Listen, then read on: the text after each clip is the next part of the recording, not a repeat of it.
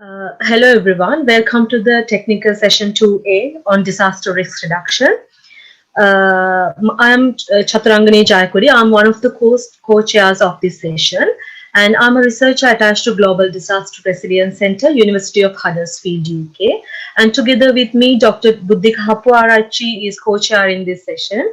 So, Dr. Hapuarachi, over to you to introduce yourself. Thank you very much, Dr. Chaturangani. Good morning, good afternoon, and good evening, everyone. Great to see you all in this technical session 2A. And we have about 6 innovative research papers, in line to make the presentations at this session. So let's start with the first The session. next presentation, it's titled Sri Lanka Navy's Approach Towards Effective and Efficient Emergency Response Mechanism. It will be presented by Mr. Duminda Dayananda. Mr. Duminda Dayananda, it's over to you. Sri Lanka Navy's Approach Towards Disaster Risk Reduction by Lieutenant Commander Duminda Dayananda from Sri Lanka Navy. Aim of my presentation today is to introduce Sri Lanka Navy's role in humanitarian assistance and disaster relief and initiatives taken on disaster risk reduction. Then this is the progress in brief. How many number of personnel we have rescued, transferred, and how many number of teams deployed for search and rescue. Let me explain something way forward. We have plans of increasing our naval search and rescue teams up to 250 by 2022. Then achieve international standards and international recognition for Sri Lanka Navy first responders. Then develop disaster management training center at Puttalam into an international level training center. This is from my side. Thank you very much for your patience. Thank you very much, Duminda, for the very interesting presentation. Are there any questions for Mr. Duminda? Any burning questions? Okay, then I'll have one question. So it's very interesting presentation first. You have identified some best practices, I think, using 3 approaches: identifying gaps, and then learning from mistakes, and then searching for the modern technology, which is really important, which is a really good approach as well. So when you're identifying these practices, best practices, have you given a space for community participation for this from the research aspect? Have you taken the community's ideas for this identification of these best practices, Mr. Duminda? Yeah, it is done.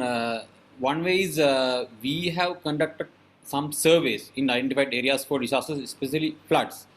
Our teams went there and discussed with the personnel and share their experience with us. So then we know how best we should respond for the next disaster. The other aspect is we do conduct community-based training for the selected volunteers. You know that from the government side through the disaster management center, some boats and the engines are distributed, but the problem is they don't know how to operate. We found that. So what we have done is we went there and discussed with them and conducted some training for them. Now they can operate their boats. In addition, what we have done is we have conducted emergency response operations training, life-saving training, first aid training for those the community level selected personnel. So thereby, during a disaster, we could be able to utilize them for supporting us, assisting us, because they know the area. Terrain is under their control. So then there are some occasions they have helped us. So ultimately, the overall operations are effective and efficient. Thank you. Thank you, Duminda. Of course, yes, for an effective emergency response mechanism, another aspect would be the multi-stakeholder participation. As you see in Sri Lanka, what are the barriers for this multi-stakeholder participation? Do you see it as a barrier? Of course, this is my personal opinion, not from the Navy side, because what I have observed is there are many stakeholders but works in isolation. If I say one example, now the flood forecasting, or let's say flood mapping, there are many stakeholders. They have started something, but sometimes very reluctant to share it.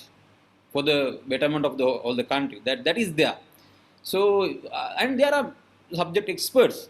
So if we all get together, we could do a good job, I guess. That is one of the barrier. Very interesting discussion. Thank you very much, Mr. Pundu. And Buddhika, you can introduce the next presenter. Thank you. Thank you, Chatrangani, and thank you very much, Mr. Dayananda, for that interesting presentation. So we will move to the next presentation, next paper presentation. This is on interrelation between